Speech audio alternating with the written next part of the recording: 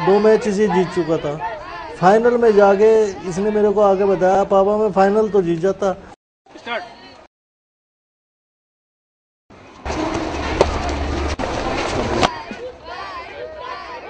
पापा मैं फाइनल तो जीत जाता, लेकिन मेरी दिक्कत ये आ रही, मुझे सांस बहुत चढ़ गया।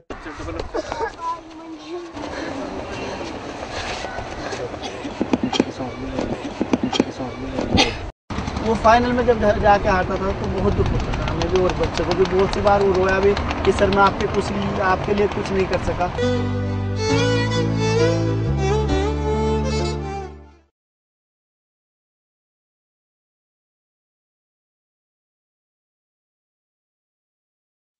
मेरे 14 मेडल्स हैं, 7 गोल्ड हैं, 3 सिल्वर हैं और 3 ब्रॉन्ज हैं। हमारी यही थी कि इसको स्पोर्ट्स में शुरू से हमारी भी और हमारे फादर की भी इच्छा थी कि बच्चा जो भी आएगा उसको स्पोर्ट्स में निकालेंगे।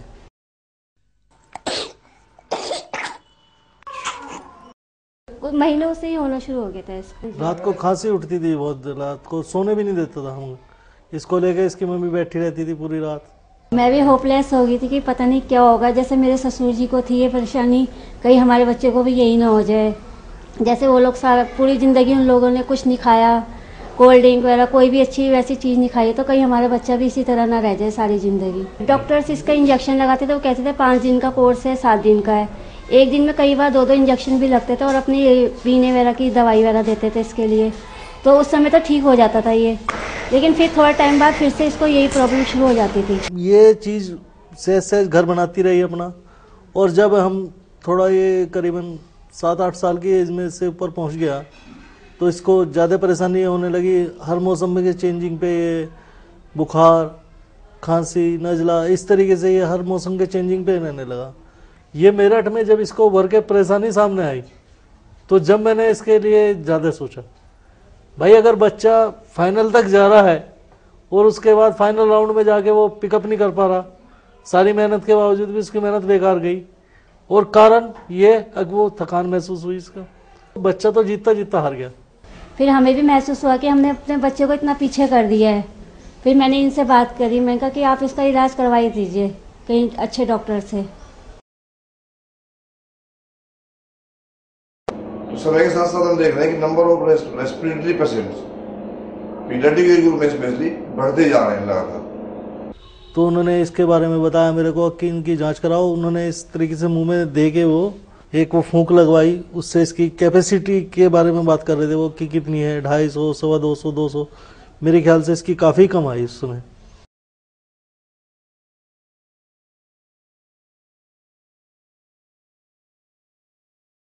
अस्थमा के बारे में हमारी जो अवधारणाएं हैं, मिथ्स वो बहुत ज्यादा है। हम लोग ये सोचते हैं कि अगर किसी को हमने अस्थमा डिक्लेयर कर दिया तो वो ही फील सो, उसके मन में फीलिंग है कि जैसे उन्होंने अपने अड़ोस पड़ोस में किसी एल्डरली पर्सन को वीज करते हुए रेस्पिरेटरी डिस्ट्रेस में देखा होगा, वो सोचता है मेरा बच्चा भी शायद होल लाइफ इसी में कन्वर्ट करेगा। हमें बहुत डर लगा, हमने अपने घर में भी बात करी। मैंने सोचा कि इसके बाबा जी की तो इतनी तबीयत खराब है, वो चले गए वे, ऐसे जरा से बच्चों की इतनी बीमारी है, बहुत दुख हुआ।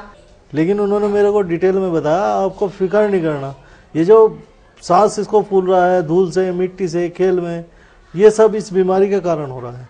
इसका कोर्स है, ये कोर्स आपको पूरा करना है, उसके बाद ये बच्चा आम बच्चों की तरह खेले कूदेगा।